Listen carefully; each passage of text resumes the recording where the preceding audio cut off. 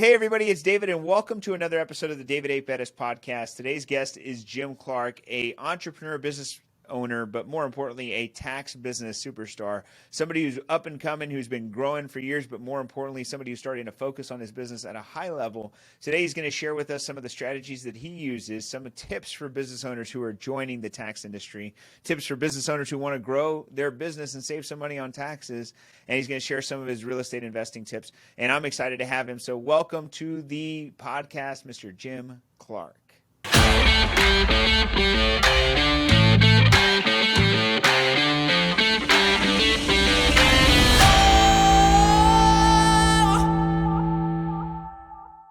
All right, everybody, and I want to welcome Jim Clark to the podcast. How are you, Jim?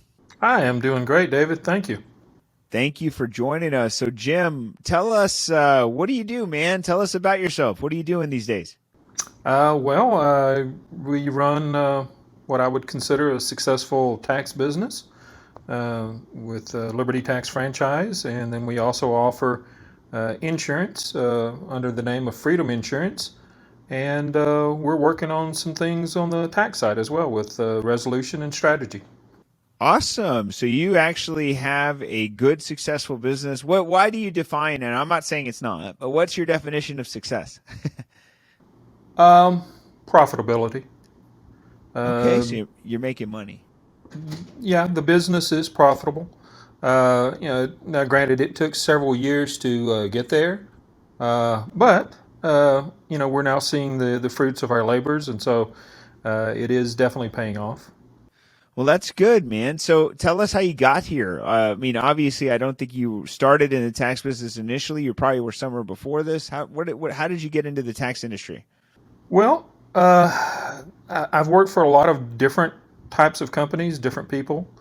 I've been kind of high up on the scale food chain, as far so to speak, within those businesses. I think I've made the people that I've worked for wealthy. And so, when I got to looking at it, it's like, do I want to continue to work for someone else?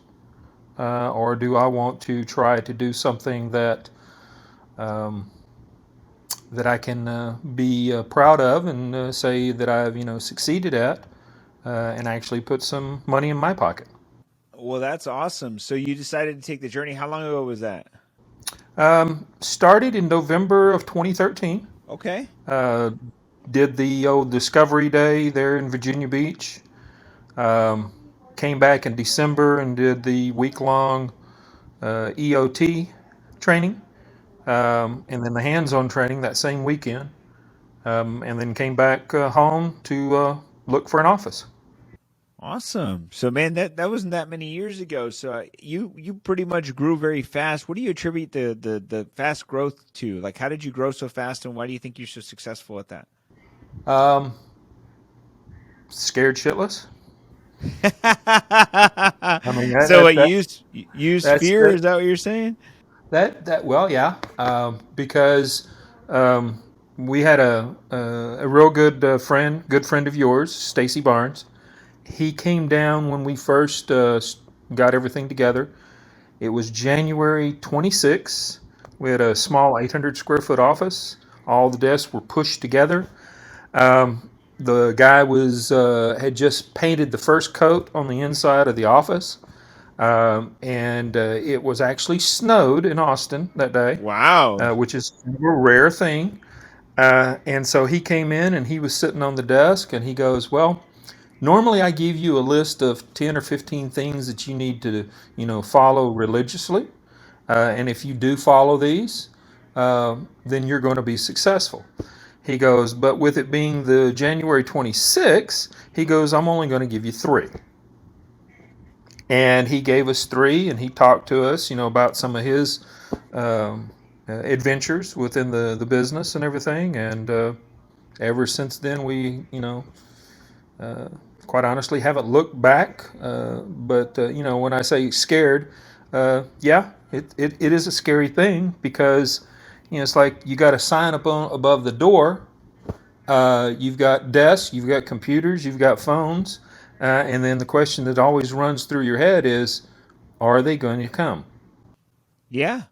That's interesting. So you were just scared so much that you just pushed really hard to get new customers and grow that business? Pretty much so. Okay. Yeah. We work very hard at that. That's awesome, man. So right now you said you do a few things. So tell us what your focus like personally. What do you focus on every day? What are you working on? Well, right now I'm working on developing our team for tax resolution, and I'm working with you on learning to be a better person, better coach, better business person to learn tax strategy. Well, you're already doing a lot of successful things. I don't know if you need me that much, but I definitely appreciate that. I, I see you always pushing to get your team to grow, and I think that's probably where you focus the majority of your energy right now is to get your team working. I ran into you in Vegas just a week ago, or less than a week ago, Yeah. and you were out there taking your team, showcasing them, pushing them to do things. So tell me why it is that you push your team so hard to grow. What is that all about? Well, when we first started the business, I had a couple of employees that, it's like when you're with a manager or owner, you want to basically kind of create a clone of yourself. Heck yeah. And people would say, I want to learn taxes like you, or I want to be just like you. But the problem is that they kept saying, well, I want to. And every year they would say the same thing, Yep. but they would never do anything about it.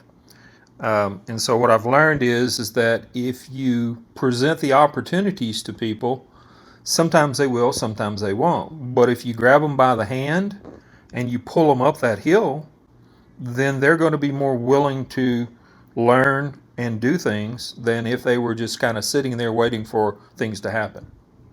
That's a very good way to put it, man. You gotta sometimes you gotta help them. I have this inner battle. I don't know about you guys, but I have this inner battle all the time.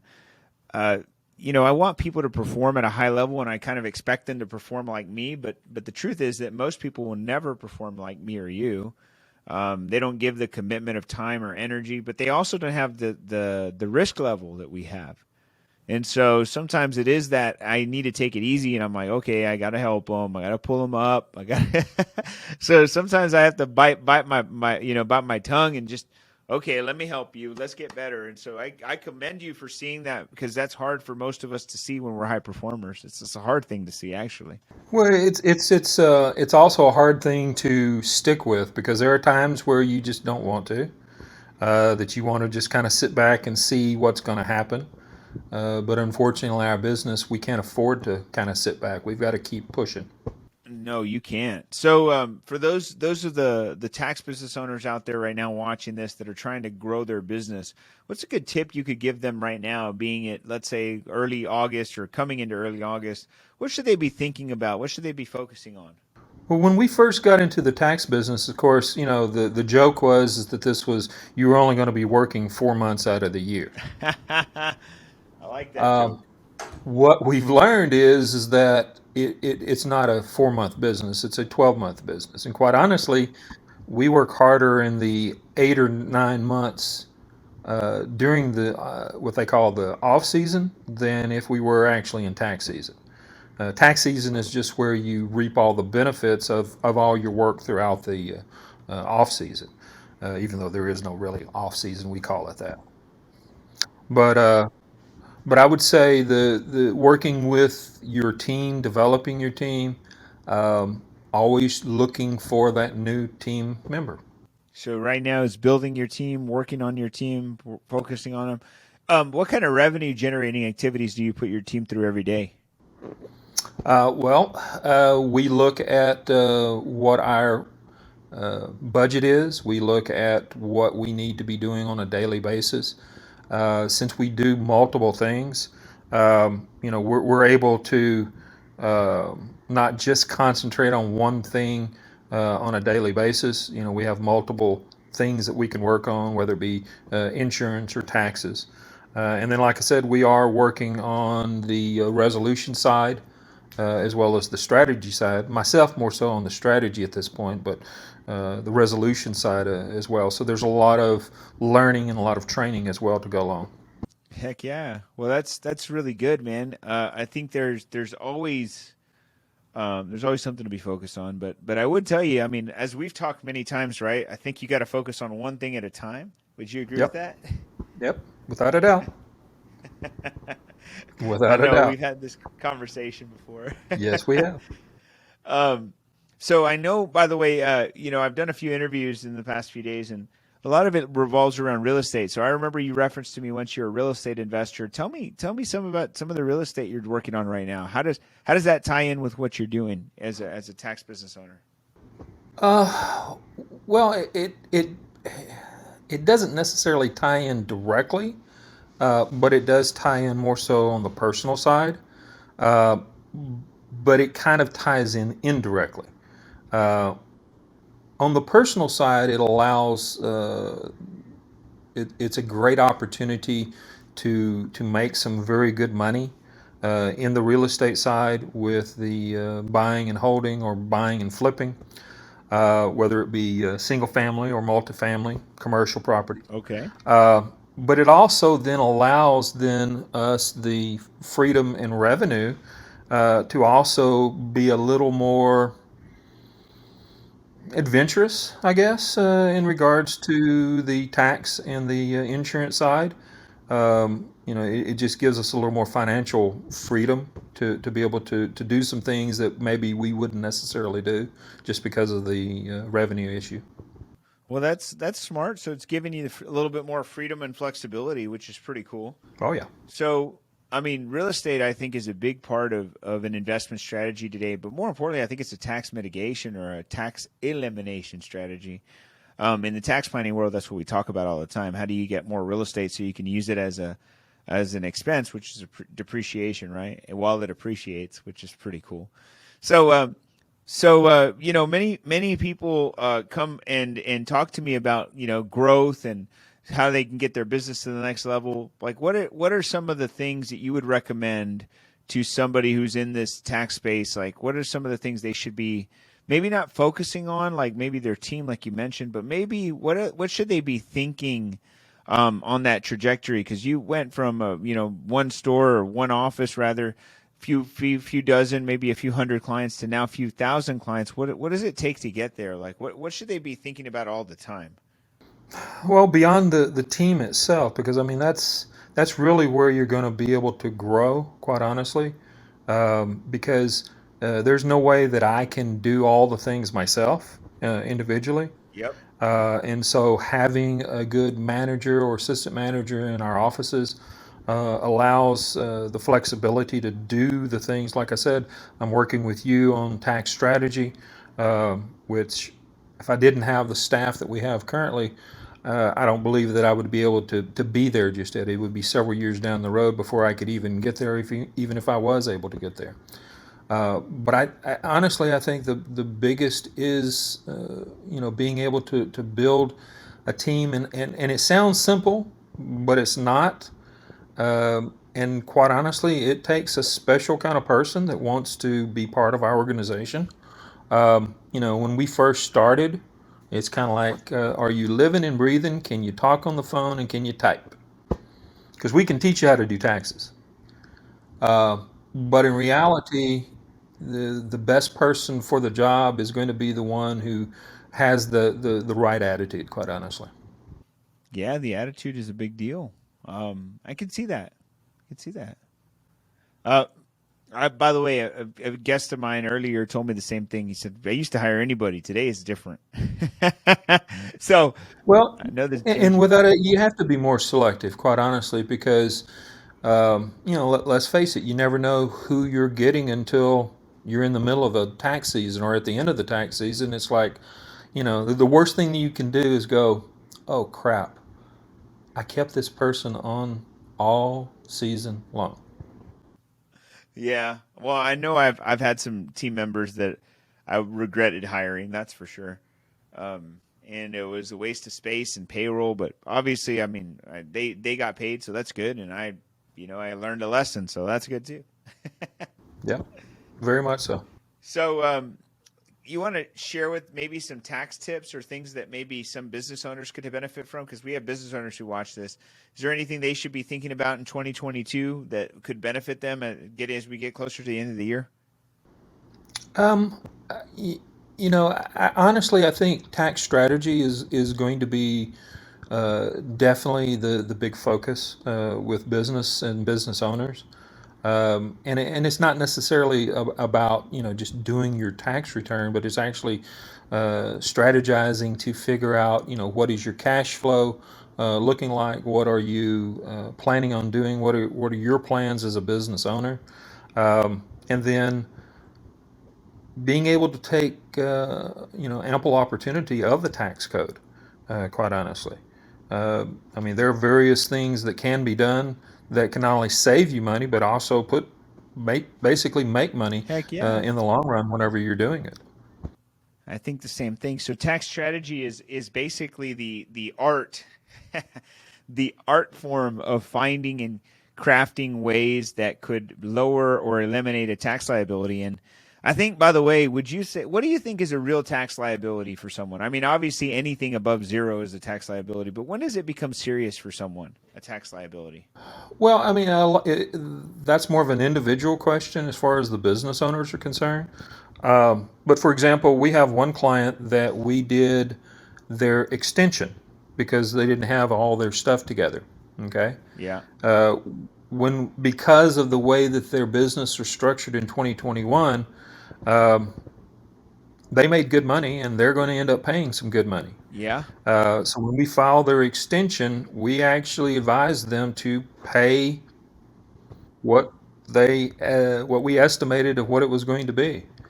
Now, part of it is because of the way the business was structured, but ultimately, next year instead of owing $54,000, we're going to do a little bit of restructuring, changing the entity status, and a few other things.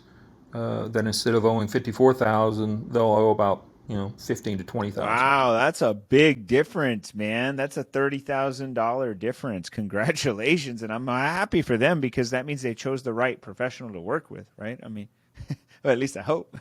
Well, I wish that we had actually talked to them before, but that's it's kind of like anything else. If you see a big difference, especially whenever you're writing that check to the IRS, sometimes you have a little bit more appreciation of the things that are going on. Heck yeah, man. So good job on that, man. So tax strategy for anybody watching it. Again, you might want to be thinking about working with somebody like Jim to really to find ways to not have to pay these taxes that are unavoidable. I always tell people we're it's our right to not pay taxes. The tax code was made to find ways for you to not pay taxes. It's not made to tax you. And the government incentivizes us by giving us ways to do that, but we just have to be able to read the code. And very few people, by the way, will ever take the time to actually figure it out like you, Jim. So that's awesome. So, all right. So I guess my last thing here is, being that you are somebody who's always trying to grow and get business, how could somebody connect with you if they wanted to do business with you? How would they find you? Well, they could always give us a call, or they could send us an email, or even a text message. Quite honestly, um, but now I do have an Instagram account. There you Do not go. ask me. Do not ask me to use it because I'm just learning it. I mean, we do have Facebook pages as well. Um, so I'll put all those in the bottom. Just make sure you fill out the contact information that I sent you, so I can put all your contact information. yeah, But I definitely am looking forward to seeing you grow, man. You definitely have really killed it and crushed it in this business, and you're still rising star. And I'm looking forward to seeing all those tax clients you're going to save thousands for, man. Do you want to add anything before we end? absolutely. I just want to thank you for all your help as well. I know that you are a very humble person and appreciate all the things that you've done for us, man. Hey, I appreciate you, Jim. All right, everybody. So if you're going to follow Jim, click on the links below. And thank you so much, Jim, for being here. We'll see you soon, man. Bye bye. All right. Take care, David.